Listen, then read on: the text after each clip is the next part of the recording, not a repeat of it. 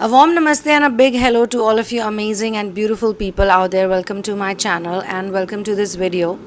In this video, I'm going to be talking about how you can determine that your inner work is actually working. Inner work is actually working, or you are progressing in your twin flame ascension journey. And one of the best ways or the easiest way to find out is your self-talk with you.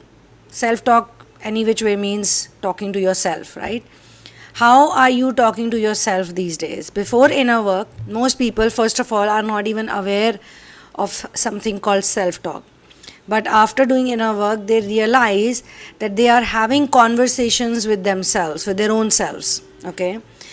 Then, step by step, they realize that the conversations are more like dialogues or monologues of upcoming situations or events. These imaginary conversations or imagining various situations and events and how their outcome would be is also part of the inner work. But most people are not aware of it. The difference between, or the biggest difference between an ordinary person who's not doing inner work and a person who's devoted and dedicated to this path is that the person who's doing inner work is always aware of what's going on inside, or what is their mental state, what is their mental chatter, and what is their mental thought. And based on this knowledge, they can switch it or change it. Okay, they can tell themselves that this is correct or this is not correct. However, this is a very tiring process. This is going to be a tiring process for those people who do not know how to surrender to source. If you can surrender to source, then what will happen is that this talk that you have, which is actually coming from some kind of tension or some kind of confusion or whatever events or circumstances or conditions are happening around you, this will change. This will automatically change. And in Hindi, we have a very nice word called chintan. So chintan means thinking and chinta means worrying. So usually people are in the worry mode. After doing the correct inner work, which leads them to align with their own chakras, most people first of all become aware of the conversations that they are having with themselves. Secondly, they are also aware that certain conversations come from the ego and certain conversations or certain talks come from the soul. Okay, in between obviously there is intuition, and people have clairvoyance, claircognizance, some people have clairaudience abilities, different people have different abilities, and with time, the more they work on their solar plexus, the more the abilities, the psychic abilities change because they get connected with the third eye chakra. Okay, so self-talk plays a very, very important role in your journey. You can actually pick yourself up, you yourself can pull yourself or push yourself down. So we need to be very aware of what we are talking to ourselves, because the mind will always connect you with the ego and the 3D world, and the soul will always connect you to the source. Okay, and whenever you do chintan, which is thinking, you will always feel uplifted and positive, and you can even tell yourself to calm down, to relax, to be in the present moment, to not worry. But if you're in the ego state, the self-talk will always be focused on what more are you supposed to do or what all can you do.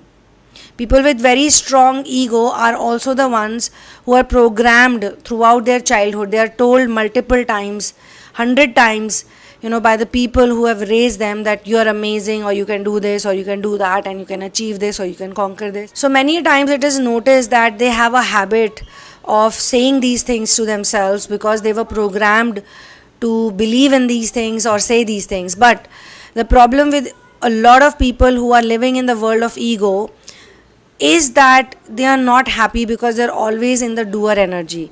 They could be materialistically very, very, very opulent in some cases. Like the higher the ego is, materialistically they are very opulent. Most of them are. But inside they are very empty and they feel a kind of rush every day, and that's why there are addictions, there are substances, there's a certain specific type of food they eat, certain type of relationships they will have. Everything will be very, very physical. Okay, and it won't matter to them till a certain point in time, when things are going fine or things are okay materialistically. But as other factors, it's very interesting that this type of programming that awakens the ego or strengthens the ego actually works in certain situations only, in certain events only. So these people also consciously need to be in those energies and that particular vibration or frequency. If they step out from that vibration or frequency, then it will not work the way they think that it will work. So they are also bounded by certain lifestyle patterns or certain templates, certain behavioral patterns. They cannot get out of it. It's just impossible for them. It's like a place that they're stuck in. Whereas those who are doing inner work, those who are strengthening their soul connection and killing or making the ego die, these type of people are not in the doership energy. So they don't feel like doing. They are just being. And that is actually the state that every person should be in. That's why we are called human beings, because we are supposed to just be, not just do. Alright? So keep a check on your self-talk. Remember what you're telling yourself. A lot of times the messages you receive or the messages you hear also strengthen your positive self-talk or soul-connected, soul-based self-talk. The self-talk that will take you more and more closer to inner work and chakra alignment. So I will see you soon in another one. One love, peace out, and Jai Shri Ram.